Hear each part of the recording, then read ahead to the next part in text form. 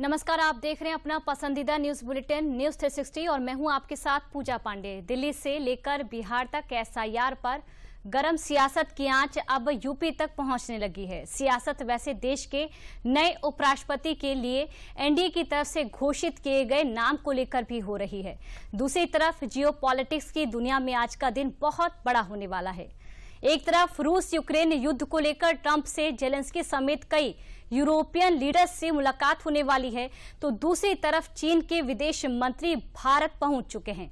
मौसम का हाल भी आपको बताएंगे और साथ ही दिन भर की और बड़ी खबरें भी आपको अगले 45 मिनट में बताएंगे। लेकिन न्यूज 360 की शुरुआत करेंगे एसआईआर पर मचे सियासी घमासान के साथ। देखिए रिपोर्ट। किसी भी माननीय सदस्य को ये प्रिविलेज नहीं है कि वह सरकारी संपत्ति को तोड़ने का प्रयास करे। तो सदन को चलने सांस्कृतिक विषय की ओर आकर्षित करना चाहता हूँ। ये 0 आवर का वक्त है, हमारे 0 आवर चलने से प्लीज। ये दुनिया के सबसे बड़े लोकतंत्र का वो मंदिर है जहाँ जनता की समस्याओं को उनके चुने हुए प्रतिनिधि ले जाकर रखते हैं। लेकिन इन समस्याओं से बढ़कर सियासत विपक्षी सांसदों का अब प्राइमरी पेशा बन चुका है। यह हंगामा जो लोकसभा और राज्यसभा में सोमवार को बरपा है, इसके पीछे का कारण है बिहार एसआईआर और नेता विपक्ष राहुल गांधी के वो आरोप जो उन्होंने चुनाव आयोग पर लगाए थे। हालांकि चुनाव आयोग ने इन आरोपों पर प्रेस कॉन्फ्रेंस भी रविवार को की, लेकिन इसके बाद भी विपक्ष हंगामे पर आमादा है। सोमवार को विपक्षी सांसद लोकसभा में बैनर लेकर पहुंचे और शोर मचाने लगे, जिस पर सोमवार को लोकसभा स्पीकर ओम बिरला ने विपक्षी सांसदों को चेतावनी दे डाली। ये प्रश्नकाल है, जितनी जोर से आप नारेबाजी कर रहे हैं उतनी जोर लगाकर आप अगर प्रश्न पूछेंगे तो देश की जनता का कल्याण होगा। और माननीय सदस्य, मैं आग्रह कर रहा हूं कि आपको जनता ने सरकारी संपत्ति को तोड़ने के लिए नहीं भेजा है। और मैं आपसे आग्रह कर रहा हूं और चेतावनी दे रहा हूं कि किसी भी माननीय सदस्य को ये प्रिविलेज नहीं है कि वह सरकारी संपत्ति को तोड़ने का प्रयास करे। अगर आपने सरकारी संपत्ति को तोड़ने का प्रयास किया तो मुझे कुछ निर्णायक फैसले करने पड़ेंगे और देश की जनता आपको देखेगी। विपक्ष के इस हंगामे पर सवाल इसलिए भी उठता है क्योंकि पहली बात तो एसआईआर के मुद्दे पर पहले सुप्रीम कोर्ट और अब चुनाव आयोग ने भी सब कुछ साफ कर दिया है। दूसरी बात, खुद राहुल गांधी बिहार में इस मुद्दे को तूल दे रहे हैं। तीसरी बात, विपक्षी सांसद सदन के बाहर भी विरोध प्रदर्शन कर रहे हैं। तो फिर सदन के अंदर ये हंगामा क्यों? आप इसको लेकर एनडीए के खेमे ने भी सवाल उठाए हैं। आज चुनाव आयोग के ऊपर आप सवाल खड़े कर रहे हैं। ये वही चुनाव आयोग है जिनके नेतृत्व में चुनाव हुए हैं और कांग्रेस लंबे समय तक सत्ता में रही है, केंद्र में हो, राज्यों में हो। भाई, जिस दिन आप पूरा पावर पॉइंट प्रेजेंटेशन आप अपना कर रहे थे और आप कर्नाटका का जिक्र कर रहे थे, अगर आपको याद ना हो तो कर्नाटका में आप ही की सरकार है और जिनकी धांधली आप दिखा रहे थे, इन्हीं वोटरों ने चुन के आपकी सरकार को वहां पे बनाया। आप अपनी भी सरकार के ऊपर आप सवाल खड़ा कर देते हैं। हकीकत है, चुनाव आयोग एक स्वतंत्र संवैधानिक संस्था है। आप क्यों गए थे इनके पास शिकायत करने? आप ही गए थे ना लोकसभा के बाद महाराष्ट्र। तो अभी तक आप लोग हम लोग को सुनाते हैं कि भैया वोटर लिस्ट में धांधली की वजह से हम लोग चुनाव जीते हैं, जबकि उसी समय झारखंड में चुनाव होता है, वो आप लोग जीत जाते हैं, तो उसके ऊपर सवाल नहीं उठता है। यह पूरा हिंदुस्तान देख रहा है। मैं पार्लियामेंट के बाहर खड़ा हूं, आप सभी देख रहे हैं कि पार्लियामेंट की गतिविधि को अवरोधित किया जा रहा है। पार्लियामेंट को में फंक्शनल पार्लियामेंट नहीं हो पा रहा है, कोई काम करने नहीं दिया जा रहा है। इसके पीछे की मंशा क्या है? जो यात्रा राहुल गांधी भी कर रहे हैं, उसके पीछे की मंशा क्या है? इसके पीछे की मंशा केवल एक ही मात्र है और वह मंशा है किस प्रकार से घुसपैठियों को बचाया जाए। इससे पहले सोमवार को ही संसद में कांग्रेस अध्यक्ष मल्लिकार्जुन खड़गे के दफ्तर में विपक्षी नेताओं की बड़ी बैठक भी की, जिसमें विपक्ष ने मुख्य चुनाव आयुक्त ज्ञानेश कुमार के खिलाफ महाभियोग प्रस्ताव लाने की बात कही है। पर सवाल ये है कि विपक्ष इस पर फिर भी क्यों अड़ा है, जबकि चुनाव आयोग इस पर स्पष्टीकरण दे चुका है। लिहाजा चुनाव आयोग के जवाब से पहले राहुल गांधी के सवाल, आरोप और मांगे जान लीजिए। बीजेपी पर एंटी इनकम्बेंसी असर नहीं करता, क्यों?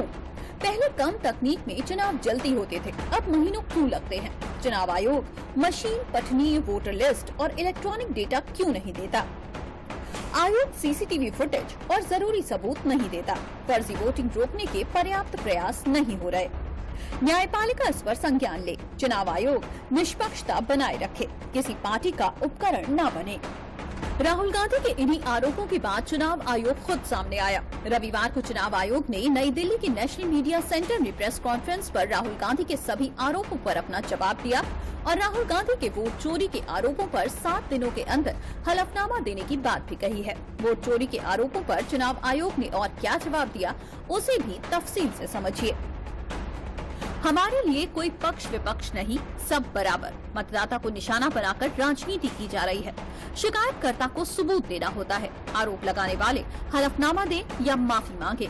वोट चोरी जैसे शब्दों का इस्तेमाल सही नहीं। जनता को गुमराह करना भारत के संविधान का अपमान। झूठे आरोपों से चुनाव आयोग डरता नहीं है। मतदाता सूची में त्रुटियों की जानकारी राजनीतिक पार्टियां दें। मतदाता सूची का वेरिफिकेशन किया जा रहा है। एसआईआर के जरिए डुप्लीकेट एपिक नंबर खत्म होगा। वहीं दिल्ली में एसआईआर पर चल रही तकरार की झलक सोमवार को यूपी में भी दिखाई दी। बीते दिन हुई चुनाव आयोग की प्रेस कॉन्फ्रेंस के बाद सोमवार को सपा अध्यक्ष अखिलेश यादव ने भी इन आरोपों का खाका हाथ में लेकर यूपी की कई सीटों पर पिछड़ों के वोट काटने का दावा किया कि ये जानबूझ करके पिछड़ों का वोट काटते हैं, जिसमें भिन्न समाज, मौर्य समाज, पाल समाज, बघेल, राठौर, और शो ये करते हैं आप लोगों के माध्यम से कि पिछड़ा वोट मिल रहा है। पिछड़ों का वोट काट देते हैं लिस्ट से, चुनाव जीत लेते हैं और फिर ये शो आप लोगों के माध्यम से ये कराते हैं कि नहीं, पिछड़ा वोट उन्हें मिल रहा है। सच्चाई है कि उनका वोट डिलीट हो रहा है। और वो मैं इसलिए इलेक्शन कमीशन की बात आई है तो मैं आपके सामने बाकायदा कागज के साथ बात करना चाहता हूँ।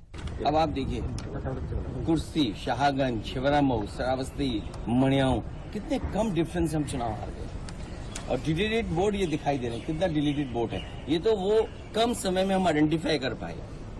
अगर हमें ये जिस फॉर्म में हम लोग चाहते हैं वोटर लिस्ट हमें उसी फाइल में मिल जाए तो हम ज्यादा ढूंढ करके दे सकते हैं।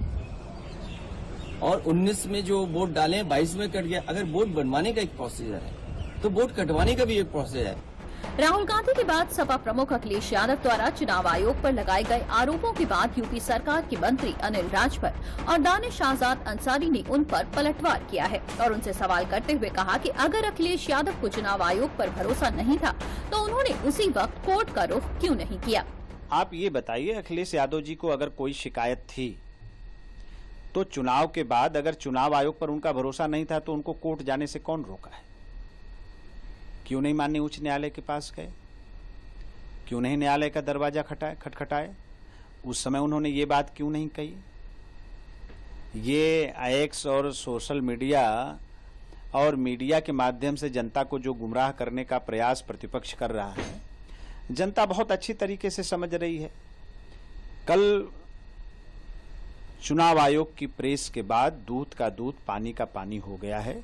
14 हो, 17 हो, 19 हो, 22 हो, हर चुनाव में जनता ने लोकतांत्रिक व्यवस्था को मजबूत करने के लिए अपना वोट दिया, बहुमूल्य वोट दिया। जनता के वोट का उपहास, जनता के बहुमूल्य वोट पे संदेह, ये विपक्ष को शोभा नहीं देता। समाजवादी पार्टी ने हमेशा पिछड़ों के साथ पाखंड करने का काम किया। पिछड़ों की इतनी चिंता अगर होती समाजवादी पार्टी को तो अपने पार्टी की एक पिछड़ी विधायक को वो बर्खास्त नहीं करते पार्टी से। जिस तरह Delhi to Bihar voter list पर चल रही तकरार अब यूपी की सियासी दहलीज पर भी दस्तक दे रही है और चुनाव आयोग की प्रेस कॉन्फ्रेंस के बावजूद राहुल गांधी से लेकर अखिलेश यादव तक लगातार चुनाव आयोग पर आरोप लगा रहे हैं। जिस तरह से वोट चोरी पर घमासान मचा हुआ है, ऐसे में अब ये देखने वाली बात होगी कि ये संग्राम कितनी दूर तक जाता है और इसका परिणाम क्या निकलकर सामने आता है।